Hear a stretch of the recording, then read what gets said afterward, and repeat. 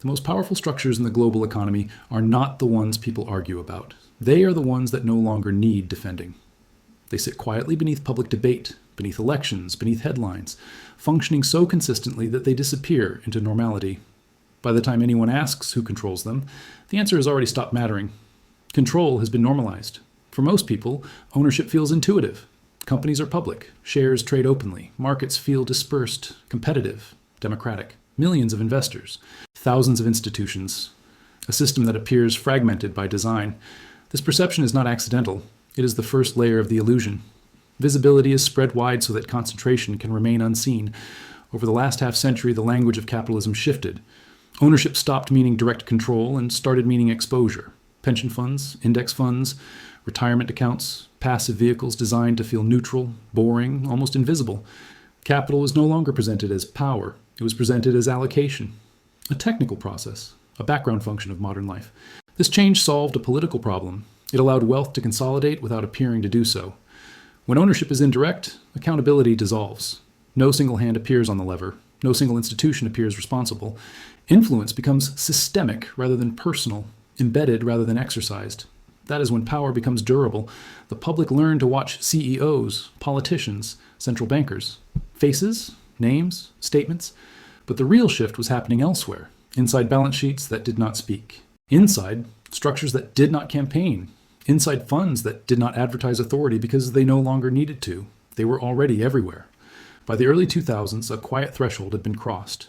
The majority of capital flowing into markets was no longer active.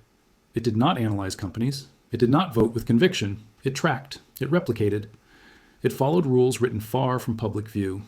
Trillions of dollars moved not because of belief, but because of design. This is how concentration hides, not through monopoly, but through universality. When the same capital appears on both sides of every transaction, competition becomes aesthetic. Companies look independent, boards look separate, brands look distinct. But ownership overlaps so extensively that outcomes converge regardless of intent. The numbers are verifiable. A small cluster of financial entities sits inside the shareholder lists of nearly every major corporation. In the United States, the United Kingdom, and Canada, banks, energy companies, defense contractors, media firms, technology platforms, pharmaceutical giants. The same names recur with statistical regularity, not because of conspiracy, because of structure. When ownership reaches this scale, it stops behaving like investment and starts behaving like infrastructure. Decisions no longer optimize for individual firms. They optimize for system stability. Risk is not eliminated. It is redistributed. Losses are absorbed upward. Volatility is managed outward. The system protects itself first because it is designed to. This is the illusion. The belief that markets are arenas of choice when they have become channels of flow. The belief that power is exercised loudly when it is most effective in silence. The belief that control requires intention when design is enough. Nothing about this happened suddenly. Nothing required secrecy. Every step was legal, transparent, rational. That is precisely why it worked. The most resilient systems are not hidden. They are normalized. By the time ownership becomes invisible, influence no longer needs to be asserted. It is already assumed. And that is when the question shifts from who owns what to what happens when so much of the world is owned the same way. What replaced visible ownership was not chaos. It was a machine. Quiet, procedural, mathematically precise. A system designed to absorb capital at scale and redistribute it without friction. Once built, it no longer required belief. It required participation. And participation became mandatory the moment savings, pensions, and retirement systems were routed into it. At the center of this machine sat indexation. The idea was simple and defensible. Instead of trying to beat the market, track it. Instead of judgment, use rules. Instead of discretion, use weightings. What began as an efficiency tool quietly became an architecture of control. Because when capital stops choosing, it starts obeying. By the 2010s, passive funds controlled tens of trillions of dollars, not managed by analysts, but by formulas. Companies were no longer rewarded primarily for innovation or long-term resilience. They were rewarded for size, liquidity, and inclusion. Once a company entered a major index, capital flowed automatically. Once it exited, capital withdrew just as mechanically. Performance became secondary to positioning. This is where the machine reveals its logic. Index funds must hold everything in proportion. They cannot protest. They cannot divest selectively. They cannot apply moral judgment without breaking their mandate. When ownership is automatic, voting power accumulates without accountability. A small number of asset managers end up voting shares across thousands of companies, not because they want influence, but because the structure assigns it to them. In the United States alone, 3 institutions routinely appear as top shareholders in over 90% of the S&P 500. The same pattern repeats in the UK SFC and Canada TSX. This is not ideology, it is arithmetic. When retirement savings, insurance capital, and sovereign funds all route through the same vehicles, concentration becomes inevitable. The machine does not need to coordinate outcomes. It only needs to standardize incentives. Executive compensation tied to stock performance, buybacks favored over reinvestment, debt rewarded because leverage boosts returns in index-weighted environments. Over time, companies begin to behave similarly because divergence is punished by capital outflows. Risk does not disappear in this system. It is pooled. When one sector strains, pressure spreads across portfolios instantly. Losses are absorbed by the system as a whole. Gains are concentrated upward, toward those closest to the structure. This is why asset prices inflate faster than wages, why housing behaves like an investment vehicle rather than shelter, why productivity gains fail to translate into broad prosperity. The machine also changes governance. When the same shareholders sit behind competing firms, competition becomes moderated, price wars fade, consolidation accelerates. Antitrust becomes difficult to enforce because ownership is diffuse on paper while unified in effect. No single decision creates this outcome. The structure does. Crucially, this machine is politically untouchable. It holds pensions, university endowments, municipal funds, public sector retirements. Any attempt to dismantle it threatens the financial security of millions. That dependency is not a side effect. It is the stabilizer. Once embedded deeply enough, the system becomes too important to question. This is how modern power operates, not through orders, but through design, not through dominance, but through inevitability. The machine does not ask permission. It simply processes capital according to rules that no longer feel optional. By the time people sense its influence, they are already inside it. Their savings depend on it. Their future is indexed to it. And systems that hold the future rarely need to justify the present. This structure is not new. It has appeared before under different names in different centuries across different empires. Technology changes. Mathematics does not. Whenever capital becomes centralized through a single mechanism designed for efficiency, power concentrates quietly then persistently. The pattern always begins with trust. A system proves itself useful, safer, cheaper, more predictable than alternatives. Participation expands because opting out feels irrational. In earlier eras, this trust gathered around shipping companies, imperial banks, or reserve currencies. In the modern era, it gathered around indexation and institutional asset management. Trust produces scale. Scale produces dependency. And dependency produces silence. Once millions of people rely on the same mechanism for retirement, insurance, and savings, questioning the structure feels dangerous. Stability becomes more important than scrutiny. The system stops being evaluated on outcomes and starts being defended as infrastructure. At this stage, concentration accelerates without anyone voting for it. Capital flows toward the largest nodes because liquidity demands it. Smaller alternatives struggle to compete because they cannot absorb inflows at the same speed.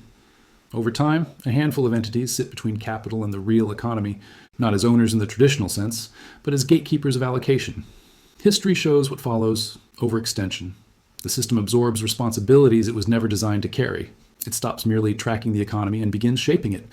Decisions that were once market outcomes become structural defaults. Investment favors scale over resilience, debt over equity, buybacks over wages, short-term metrics over long-term stability.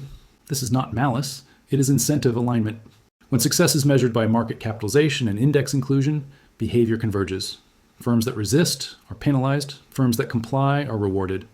Over time, diversity of strategy disappears. Correlation rises.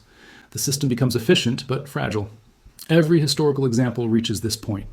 The Dutch financial system in the 18th century. British capital markets at the height of sterling dominance. In each case, ownership spread widely on paper, while control narrowed in practice. The public believed markets were competitive. The architecture told a different story. The next phase is always redistribution of risk. When strain appears, losses are socialized because failure is no longer localized. The system is too interconnected. Bailouts are justified as necessity. Intervention becomes normalized.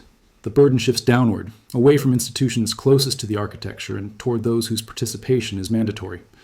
What makes this stage difficult to recognize is timing. It unfolds slowly enough to feel permanent. Each adjustment seems temporary, each intervention framed as exceptional. But when examined as a sequence, the pattern is undeniable. Centralization, overextension, risk transfer, consolidation. This is where the present aligns perfectly with the past, not symbolically, structurally.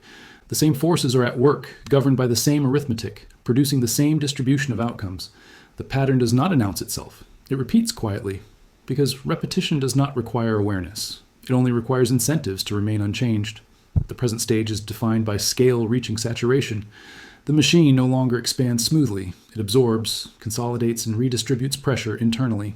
Growth still exists, but it is uneven. It concentrates where capital already sits and thins out everywhere else. This is not a malfunction. It is the expected behavior of a mature system. By this point, the numbers become difficult to ignore. Global assets under management now exceed $120 trillion. Passive strategies control a dominant share of equity inflows. In the United States, more than 50% of equity ownership flows through index-linked vehicles. In the UK and Canada, the trend follows closely behind. These are not forecasts. They are current conditions. What changes at this stage is how risk is handled. When volatility appears, the response is not correction, but cushioning. Liquidity is injected, rates are adjusted, balance sheets expand. The goal is no longer optimization, it is continuity. The system must keep functioning because too many depend on it for stability. This is why intervention feels permanent rather than exceptional. Measures once described as emergency tools become standard instruments. Asset prices are protected not because they are fair, but because they are structural. A sharp repricing would not punish speculation alone. It would destabilize pensions, insurance pools, and public finances simultaneously. For households, the effects are indirect but persistent. Wages lag asset inflation. Housing prices detach from income growth. Savings lose purchasing power even when nominal returns appear positive. This creates the sensation of constant pressure without a single identifiable cause. The system remains intact, yet life becomes more expensive. At the corporate level, behavior adapts accordingly. Buybacks outpace capital investment. Debt issuance remains attractive because low rates reward leverage. Long-term resilience takes a back seat to quarterly alignment with index expectations. These decisions are rational within the structure, even when they weaken the broader economy. Governance also shifts subtly. When ownership is concentrated through the same channels, dissent becomes procedural rather than decisive. Voting power is exercised at scale, guided by policy frameworks rather than individual conviction. Competition softens. Consolidation accelerates. The market looks diverse on the surface while behaving uniformly underneath. This stage often feels stable precisely because instability is being absorbed. Losses are spread thinly, gains remain concentrated. The system appears calm, but only because pressure is distributed continuously rather than released suddenly. That calm is not health, it is management. Historically, this is the point where the outcome becomes fixed, not because of a single event, but because the options narrow. Reversal would require dismantling structures that now hold public savings and institutional legitimacy. Adjustment continues, but always in the same direction. The present stage is not a warning. It is a position on a curve already traced many times before. The pattern has advanced far enough that recognition no longer alters the trajectory. Every system that reaches this stage begins to behave the same way. It protects continuity over balance, appearance over correction. The architecture does not collapse because collapse would require admitting limits. Instead, it extends itself. It grows more complex, more abstract, more managed. Power does not disappear. It concentrates closer to the mechanisms that keep the system running.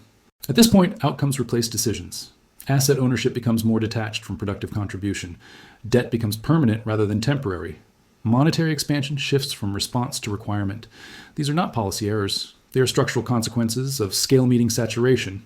The system can no longer shrink without destabilizing itself, so it chooses persistence at any cost. For the public, the experience is subtle but cumulative. Rent consumes a larger share of income. Savings erode despite constant participation. Wages rise nominally while falling in real terms. Pensions depend increasingly on asset prices remaining elevated. Stability becomes something that must be maintained rather than assumed. Nothing breaks, but nothing relaxes. Historically, this direction does not end in replacement. It ends in layering. New mechanisms are added on top of old ones. New rules are written to preserve existing structures. Influence becomes procedural. Choice narrows. The system survives by redistributing pressure downward and outward, away from the architecture and toward daily life. This is why the shift never feels like an event. It feels like time passing faster while margins shrink. The pattern completes itself quietly, the same way it always has. By the time it is widely recognized, the direction is no longer debated. It is lived. The system does not announce where it is going. It simply arrives there. The unavoidable direction is not collapse. It is normalization. A world where intervention is expected, where concentration feels natural, where ownership is abstracted so far from daily life that accountability dissolves. The system does not fail the people inside it. It simply stops serving them as its primary objective. By the time this stage is reached, resistance no longer looks like opposition. It looks like adaptation. Households adjust expectations downward. Institutions adjust language upward. The distance between narrative and lived reality widens, but never enough to trigger a singular moment of rupture. Pressure replaces shock. Permanence replaces urgency. This is how historical transitions actually conclude. Not with announcements, not with endings, with acceptance. With a new normal that feels strangely familiar because it was assembled from structures that already existed. Power does not change hands, it changes shape. The most important detail is the simplest one. Nothing here required secrecy, nothing required conspiracy. The outcome emerged because incentives were aligned, mathematics was consistent, and systems behaved exactly as they always have when they reach this scale. The direction was never hidden, it was simply quiet.